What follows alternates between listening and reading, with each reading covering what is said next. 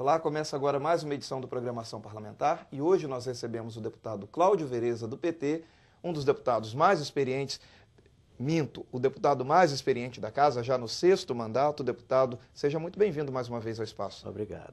Deputado, eu vou começar pelo final da história, né? O senhor é deputado desde 1986, ainda constituinte. De lá para cá, a Assembleia mudou muito, a política capixaba mudou bastante. Que avaliação que o senhor faz desse período? Bom, o primeiro período foi muito marcado por dois aspectos. Um primeiro, que era o momento ainda de um bipartidarismo muito marcado, né? Os oriundos da Arena, naquele momento, eram PDS, e os oriundos do MDB, PMDB. Nós do PT, mais um deputado do PDT, um do PCdoB, éramos as novidades, mas o plenário era muito marcado por esse debate polarizado entre as duas grandes bancadas, Os dois principais PMDB partidos da e PDS. E um segundo aspecto desse primeiro período foi a Constituinte, né? Nós estávamos em pleno momento de redemocratização do país e elaboração da Carta Federal e depois da Carta Estadual, da Constituição Estadual. Então, os debates eram muito intensos pelos dois aspectos. Pelo bipartidarismo forte, com a entrada de novos partidos, então o debate ideológico, político era intenso, não era um plenário vazio em termos de debate, não, era muito denso. E a Constituinte foi o momento legislativo mais rico, legislativo e político mais rico que eu já vivi na minha história parlamentar, porque na Constituinte a Assembleia tem poder total de legislar, né? Tem liberdade quase total, claro. A Constituição Federal nos enquadra em determinados parâmetros, mas havia liberdade de debate total, de todos os temas, de todas as formas. Então foi muito, muito rico. O momento da chegada das emendas populares, né, com os setores populares vindo à Assembleia fazer debates junto com os deputados, isso foi um momento de ebulição política, já que havia uma represa, né, um represamento de debates e de liberdades democráticas causado pela ditadura militar. Então, aquele primeiro mandato foi muito rico, além de ter sido um aprendizado, uma escola para mim, para o João Coser, para o Ângelo Mosquen, para o João Martins, do PCdoB, para o falecido Luiz Carlos Santana, que era do PDT, e outros parlamentares do PMDB e de outros partidos que estiveram aqui naquele momento da Constituinte. Bom, em seguida, logo em seguida, após esse primeiro período, o Espírito Santo foi entrando no domínio do que nós descobrimos depois que era o crime organizado, né? Metade final do governo Albuino, o governo Vitor Buarque, o governo Zé Inácio, foram dominados pelo poder legislativo que detinha, né, a hegemonia política controlada financeiramente pelo crime organizado, pelo jogo de bicho, e por toda forma de criminalidade instalada no aparato estatal e que controlava o Poder Executivo e as demais instituições. O Estado viveu à beira de uma intervenção federal, né? Isso culminou, né, com o pedido de intervenção federal, negado por Fernando Henrique, mas com a vinda para cá, né, das forças federais de uma unificação, né, de uma força-tarefa que visava combater esse domínio. E eu tenho a honra de ter sido um dos combatentes desse período, especialmente quando a OAB convocou a sociedade capixaba, gritando "Reage, Espírito Santo", e eu tive a tarefa pesada, mas honrosa, de coordenar as reuniões do Fórum Reage Espírito Santo, na sede da OAB, durante 3 anos, e que culminou com depois a eleição do governador Paulo Artung e da nossa eleição aqui na Assembleia Legislativa, quando pudemos combater de frente esse domínio muito violento e pernóstico à vida do Espírito Santo toda, travava o desenvolvimento, travava as instituições públicas, travava a sociedade civil, porque era proibido de entrar aqui na Assembleia, né? A Assembleia era fechada a todos os setores sociais, e pudemos abrir a Assembleia e reinstalar o modelo republicano de governar o Estado, com o governador lá, nós aqui na Assembleia, o Poder Judiciário e o Ministério Público também se renovaram, e agora, mais recentemente, está se renovando o Tribunal de Contas. É uma longa história. Processo a longo prazo, né? O interessante é que na Assembleia o debate teve uma queda, porque em torno do combate ao crime organizado e de reconstrução do Estado do Espírito Santo como um Estado republicano, fez com que houvesse uma unanimidade em torno dessas bandeiras, desses objetivos. Aí o debate ficou menos polarizado na Assembleia. Hoje o debate é quase inexistente, né, no plenário, por um motivo positivo, né, não é por motivo negativo não, né, mas empobreceu um tanto o debate em plenário da Assembleia. Mas olha só, vamos falar um pouquinho de debates que ainda acontecem. O senhor propõe bastantes audiências públicas, bastantes debates e discussões aqui na casa. Um que não foi feito na casa, mas o senhor sempre aborda no plenário, é sobre a memória e verdade sobre as vítimas da ditadura militar na década de 60, 70 e parte da década de 80. Aconteceu um fórum recentemente. Que experiência o senhor pôde colher desse fórum, deputado? Bom, em primeiro lugar é bom resgatar. Em 97, nós criamos aqui na Assembleia uma comissão especial, provocados pelos ex-presos políticos, que tinha o objetivo de ouvir os presos políticos, ex-presos políticos, pessoas que foram torturadas, que tinham familiares desaparecidos, enfim, que sofreram nas mãos dos anos de chumbo, né, da ditadura militar. Essa comissão funcionou durante 2 anos e culminou com um relatório muito denso, muito substancioso, de depoimentos dessas pessoas, dos capixabas que sofreram na mão da ditadura. Hoje, com a 2ª edição de um livro publicado pela Assembleia com esses relatos.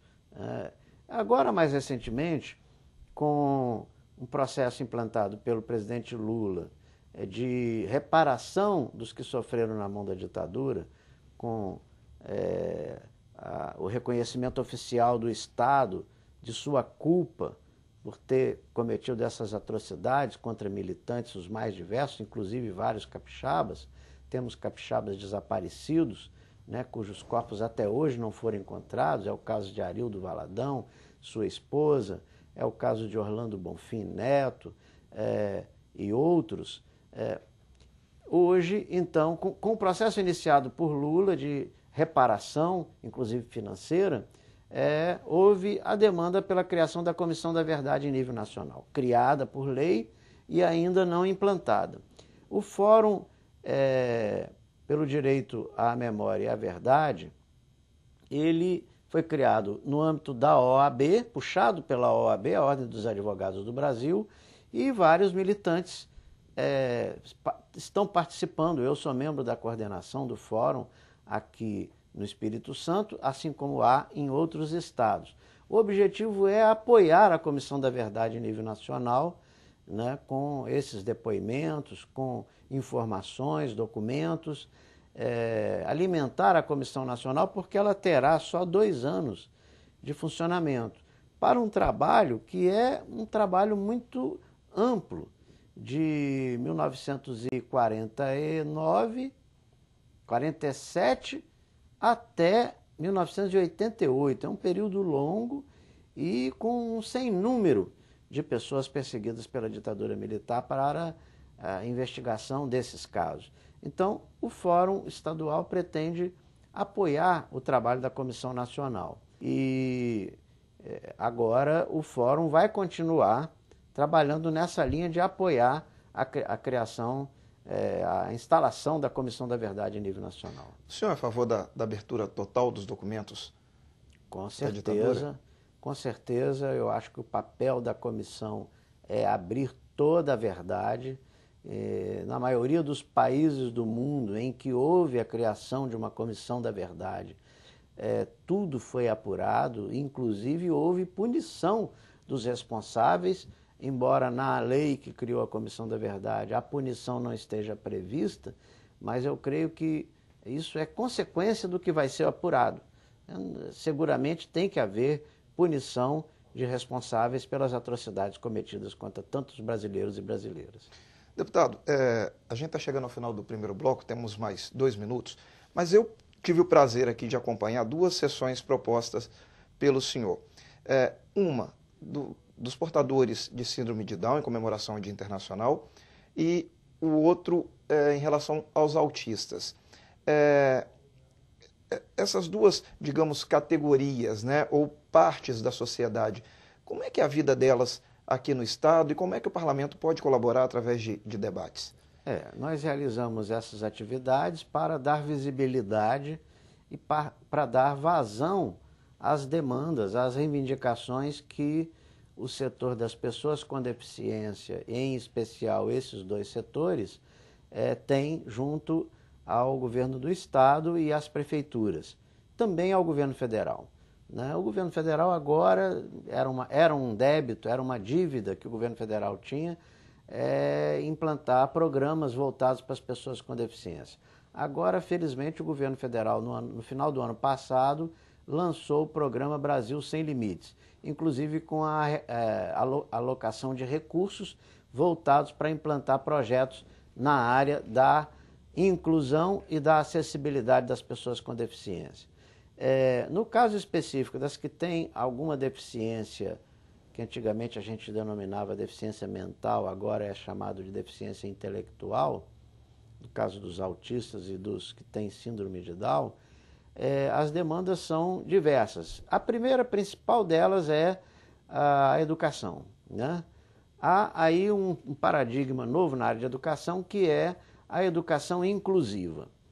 Porém, há um problema nesse momento de implantação dessa visão da educação inclusiva, há uma dificuldade de implantar isso na base do decreto de cima para baixo, né? As crianças e jovens que têm deficiência intelectual, até pouco tempo eram educadas e trabalhadas pelas APAES e as sociedades pestalozzi, por entidades para pessoas com deficiência específicas, né?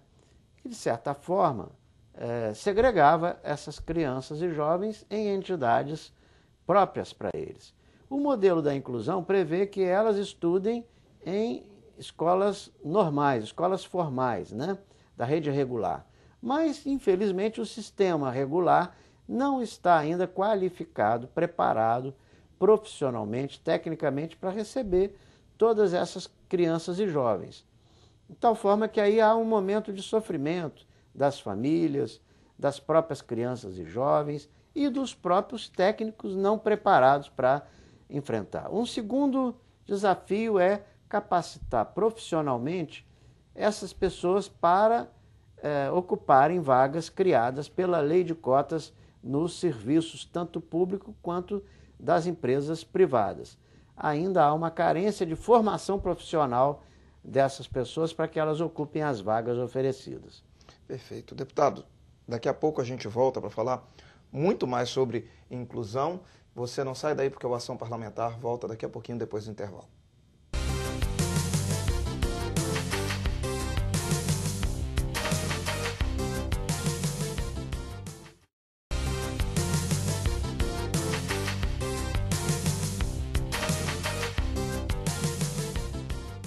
Estamos de volta com a Ação Parlamentar, que hoje recebe o deputado Cláudio Vereza, do PT. E nesse segundo bloco, deputado, eu vou começar perguntando ao senhor sobre o papel da Assembleia nessa nova fase do Espírito Santo, muito preocupada do governo estadual, sobre a inclusão. Nós temos mais de 31 mil famílias em estado de extrema pobreza. Como é que a Assembleia tem trabalhado para colaborar com o governo para que, ao longo desses 4 anos do governador Renato Casagrande, esses números diminuem? Uma primeira medida é aprovar as leis os projetos de lei que têm chegado nesta linha, né, do governo estadual, criando programas, como foi o caso do programa Incluir, que é um programa maior, né, como o governo federal criou o Brasil Sem Miséria, aqui o programa Incluir, que visa ampliar os programas sociais até chegar em todos os municípios.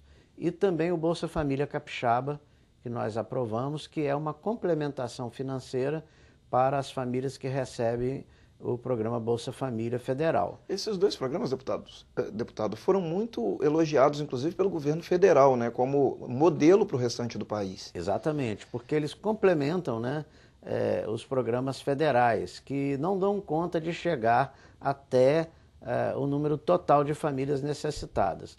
E se implantou, a partir do governo federal e o governo estadual, o cadastro único.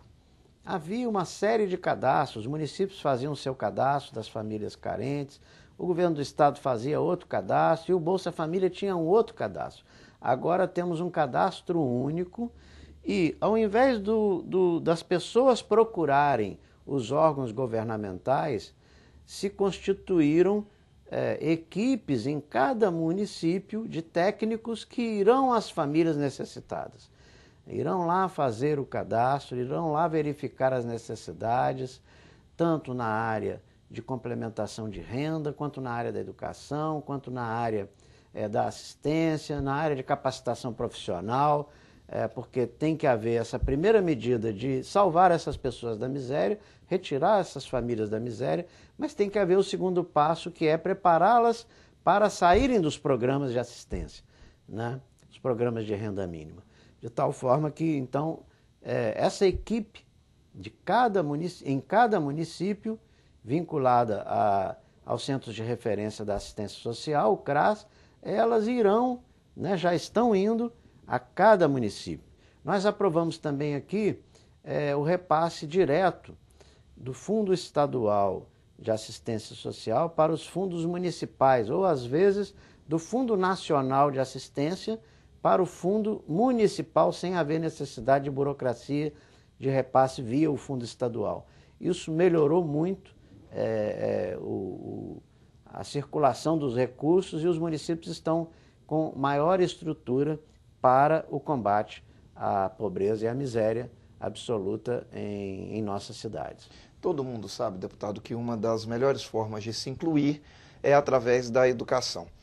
O senhor está propondo um seminário sobre o Plano Nacional de Educação. Como é que o senhor pretende movimentar esses trabalhos aqui na casa? O Plano Nacional de Educação está sendo discutido no âmbito do Congresso Nacional, né? Ele é nacional, foi proposto pelo MEC, Ministério da Educação Federal, e encaminhado ao Congresso. O Congresso está fazendo, então, debates a respeito disso no país inteiro. E junto com a senadora Ana Rita e a deputada federal Irine Lopes, nós realizaremos aqui no dia 25 de abril, na Assembleia Legislativa, um seminário